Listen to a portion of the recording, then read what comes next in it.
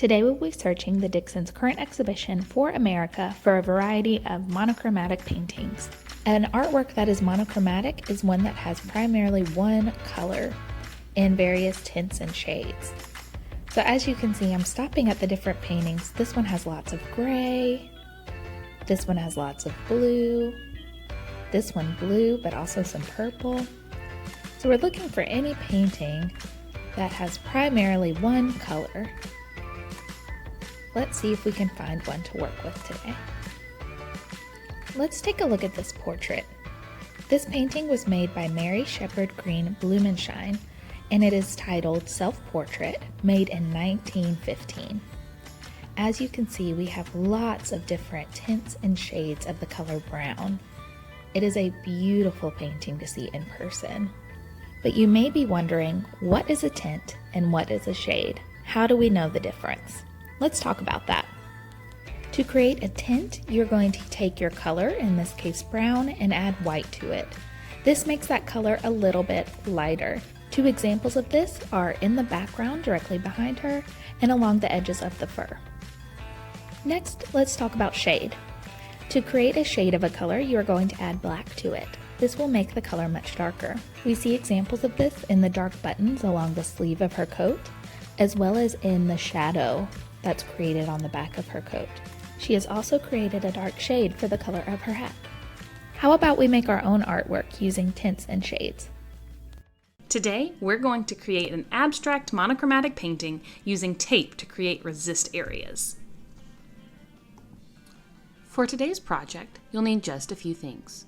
A piece of paper. Thick paper works best like watercolor paper or cardstock. You'll need some tape. Painter's tape is the best, but masking tape would work too. You'll need some paint. So your paint can be acrylic paint, which is what I'm using here. You can also use gouache or tempera paint too. But you'll need white, black, and a color of your choice. You'll need a cup with some water and a paintbrush, and something to clean your paintbrush off like a napkin or a paper towel. All right, let's get started. The first step is to tear off a piece of tape and press it on your paper. If you're using masking tape instead of painter's tape, it's a little bit stickier, so we don't want it to tear our page. What I recommend is pressing it against the legs of your pants or on a piece of fabric that you have lying around, and that will help get some of that extra sticky off, and it will make it less likely to tear your paper later on in the project. When you press your tape down onto the paper, you can put it anywhere you want, but do make sure that it goes all the way to the edges of the paper and doesn't stop halfway through the page. You can just tape it straight to the surface that you're working on. Don't fold the tape behind the paper because that makes it a lot harder to get off later on. Next, you'll just tear another piece of tape. If you're using masking tape, again, I'm pressing it to the legs of my pants to kind of get some of that extra sticky off, and then I'm going to find another place to put the second piece of tape. You can let your tape overlap, but again, make sure it goes all the way to the edges of your paper. You're just going to keep repeating this step until you fill your paper with lots of geometric shapes created by the tape.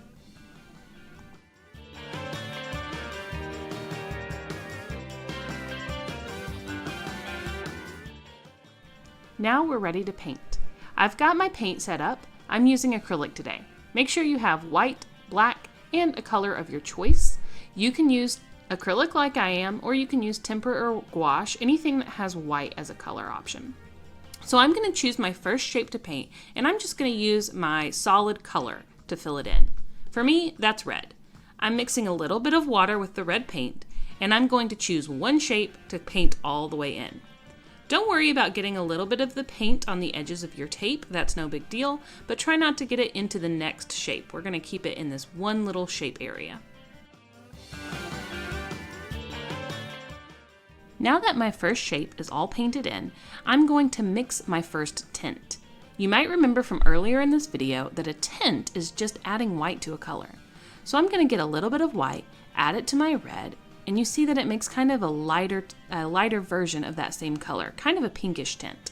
I'm going to choose another shape, and I'm going to paint it all the way in with this tint.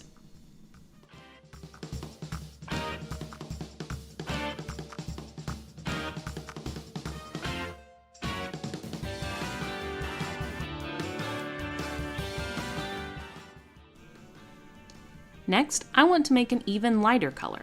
So I'm going to grab a little bit more white and mix it to the color that I just made. This is going to make an even lighter tint that I can use in a new shape.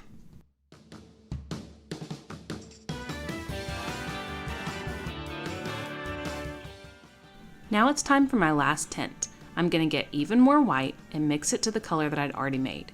This is going to make an even lighter version of my tint, and it will be the lightest part of my painting today. Pick one more shape, paint it in. Now we're ready to move to the shades. So I'm going to clean my brush out really well in my cup of water and dry it off on my paper towel. Remember, a shade is adding black to a color, but black can be a lot stronger than white, so only use a tiny little dot of black when you mix it with your color. This will make a darker version of your color, so in my case it's almost like a maroon color.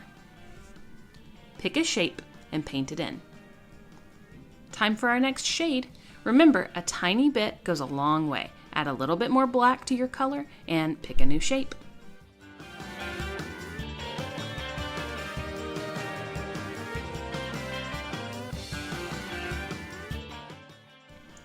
At this point, you can keep mixing shades and filling in the shapes, or you can even clean your brush out and go back to using tints or your true color again. Repeat using tints, shades, and your solid color until you fill in all the shapes of your paper.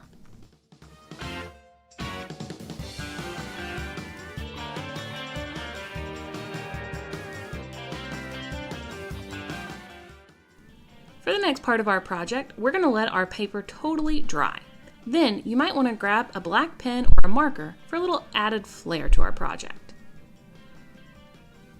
The next step is to start taking your tape off. You're going to look for the last piece of tape that you added, or in other words, the tape that's on top. Very slowly and carefully start peeling at the edge and pull your piece of tape off. Then look for the next piece of tape that seems to be on top of the others and pull that one off.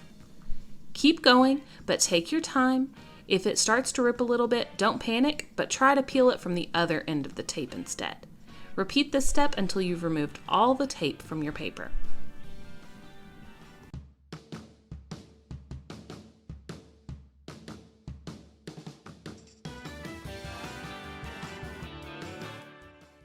Now when you get to this step, you could totally be done, but I always like to add a little extra detail to each piece of art that I make. So I thought it might be fun to go back and add some positive affirmations to this piece. A positive affirmation is just kind of like a way of thinking positively, right? Something that's going to make you feel happy and inspired when you look at it. So I'm writing messages to myself in the spaces where the tape was.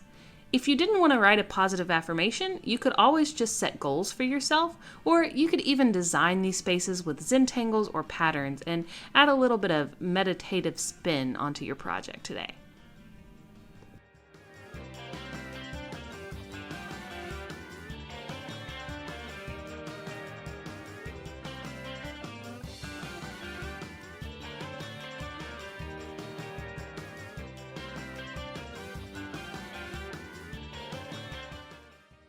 That's all for our project today. I hope you had fun making. If you're proud of what you made, you can use the hashtag #DixonAtHome and share with us what you created. Thanks so much for watching, and we hope to see you again really soon.